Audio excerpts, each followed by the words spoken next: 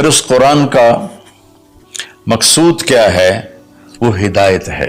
الف لام میم ذالک الکتاب لا ریب فیہ ھدی للمتقین، یہ کتاب کی پہلے اللہ نے ضمانت دی کہ یہ ہر شک و شبہ سے بالا تر کتاب ہے۔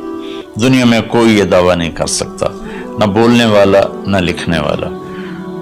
انبیاء کے سوا بڑے سے بڑا علامہ ہو بولنے میں خطا کھائے گا، بڑے سے بڑا علامہ ہو لکھنے میں خطا کھائے گا، صرف میرے رب کا انبیاء اور میرے رب کا کلام ہر خطا سے پاک ہے۔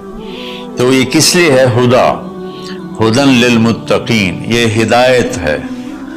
ہدا کہ عربی زبان ان کی تھی، تو اللہ تعالیٰ نے انہی کی، سبحان اللہ، انہی کے استعمال کے مطابق جب قرآن کو اتارا تو وہ ہل کے رہ گئے۔ ہدا ویسے تو کہ سیدھا راستہ، لیکن ہدا اس چٹان کو کہتے ہیں جو سمندر میں ابھری ہوئی ہو، پانی سے باہر نکلی ہوئی۔ سمندر کے اندر بے شمار پہاڑ ہیں جو ہمارے زمینی پہاڑوں سے زیادہ ہیں، تو کہیں کہیں وہ اوپر نکل آتے ہیں، اور ان پر جب سورج کی چمک پڑتی ہے تو وہ چوٹیاں روشن ہو جاتی ہیں۔ اس روشن چوٹی کو عرب جب سفر کرتے تھے یا دوسرے بھی جب بحری سفر کرتے تھے تو ان کو نشانی بناتے تھے کہ یہ پہاڑ کی چوٹی فلاں جگہ کا پتہ بتاتی ہے، یا سمجھیے جدہ کا پتہ بتاتی ہے، یہ یمبو کا پتہ بتاتی ہے، یہ خلیج عقبہ کا پتہ بتاتی ہے۔ ایک مثال دے رہا ہوں۔ تو ہدا اس پہاڑ کی چوٹی کو کہتے ہیں جس کو دیکھ کر بحری جہاز اپنی سمت اور راستے کو صحیح کرتے تھے اور منزل تک پہنچتے تھے۔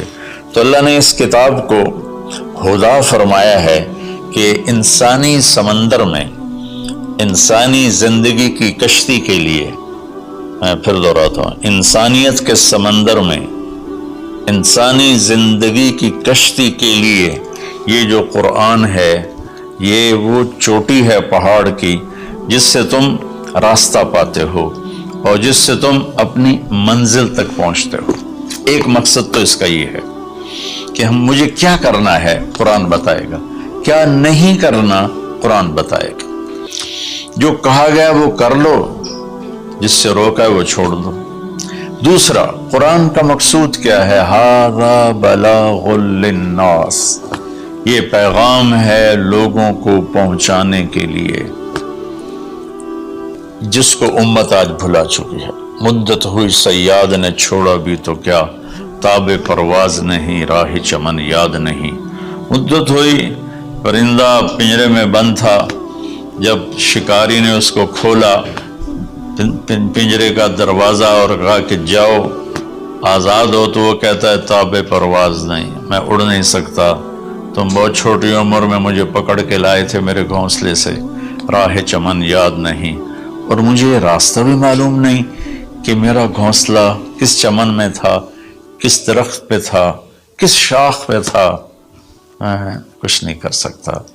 اس وقت امت خواہشات کے پنجرے میں اس طرح بند ہوئی ہے کہ راہ چمن یاد نہیں، تاب پرواز نہیں، راہ چمن یاد نہیں، کہ اللہ تعالیٰ نے ہمیں یہ سورہ ابراہیم کے آخر میں ھذا بلاغ للناس، یہ لہجہ ہے قرآن کا، یہاں ھذا بلاغ للناس، یہ پیغام ہے لوگوں کو پہنچانے کے لیے، وَلِيُنذَرُوا بِهِ، تاکہ انہیں خبردار کیا جا سکے، وَلِيَعْلَمُوا، تاکہ وہ جان لیں، أَنَّمَا هُوَ إِلَٰهٌ وَاحِدٌ وَلِيَذَّكَّرَ أُولُو الْأَلْبَابِ، کہ ایک ہی اللہ ہے، ایک ہی معبود ہے، ایک ہی الہ ہے، ایک ہی مدد کے قابل، ایک ہی پکارے جانے کے قابل، ایک ہی ہے جس کو پکارنا بھی ہے، بلانا بھی ہے، مانگنا بھی ہے، جھولی بھی پھیلانی ہے۔ یہ اس کا دوسرا مقصد ہے۔